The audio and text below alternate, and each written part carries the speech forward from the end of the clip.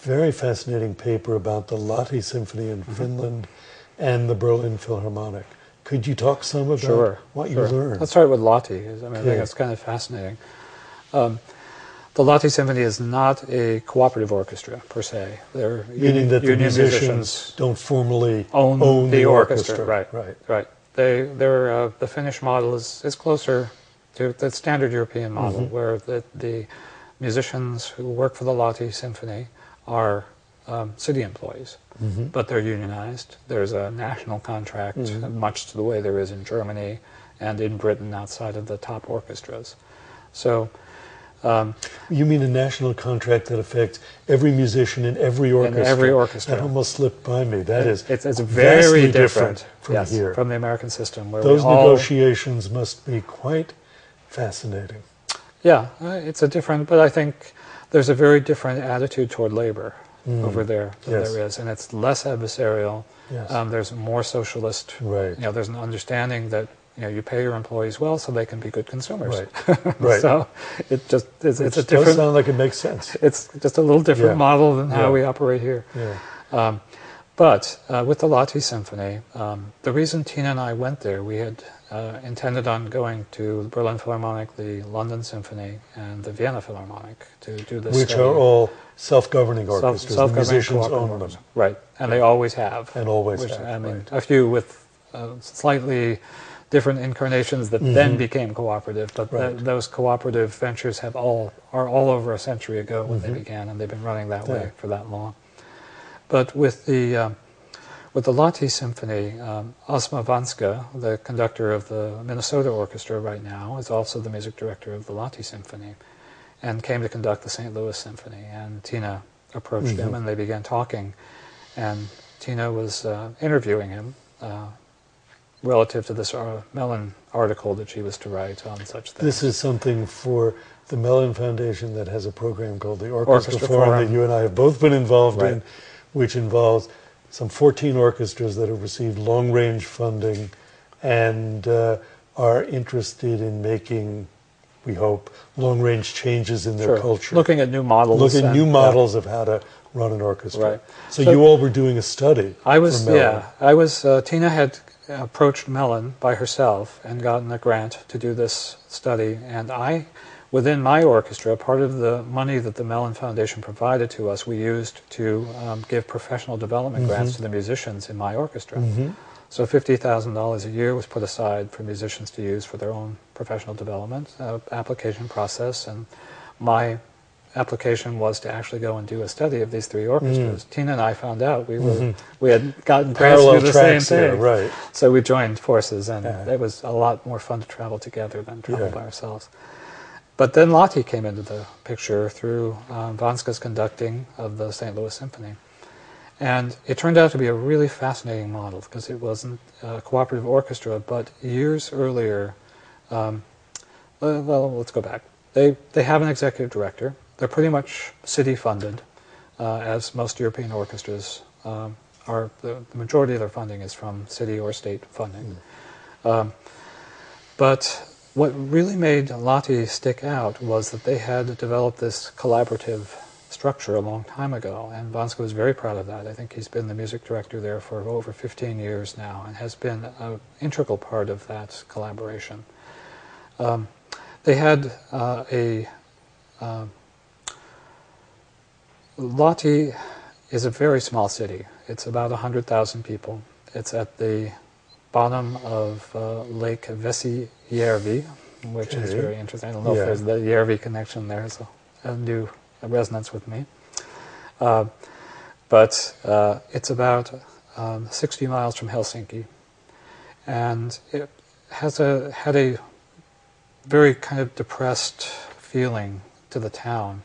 There wasn't a whole lot that Lahti was kind of known for, I think. They did come up with the idea of building the highest ski jump in all of Europe, and so it became a mecca for those wanting to ski jump and professionals and all that for their training. But the other thing that they now tout is the Lahti Symphony. It is their pride and joy. The musicians, together with the management of the orchestra, began having these meetings to kind of dream about what they could be. This was they were playing a dilapidated hall which leaked, and they had about 30 musicians in this small city. But they did find a way to create a vision and a shared vision among the musicians. And where did the leadership for that come from? It came from among the musicians, which was very interesting how very it began. Interesting. There's an interesting thing, because Finland is a socialist country. Leadership training is mandatory for people in leadership positions in any company, no matter where they are. So musicians in the orchestra actually had to go to city-sponsored leadership training things. There was some valuable crossover. There were some things that didn't apply very well. But the idea, in other words, is that if you're going to be in a leadership position, you ought to know how to do it. Know a little bit about it. Something that is assumed in our system. And as a principal of a section, you're assumed. You know what you're doing as a principal.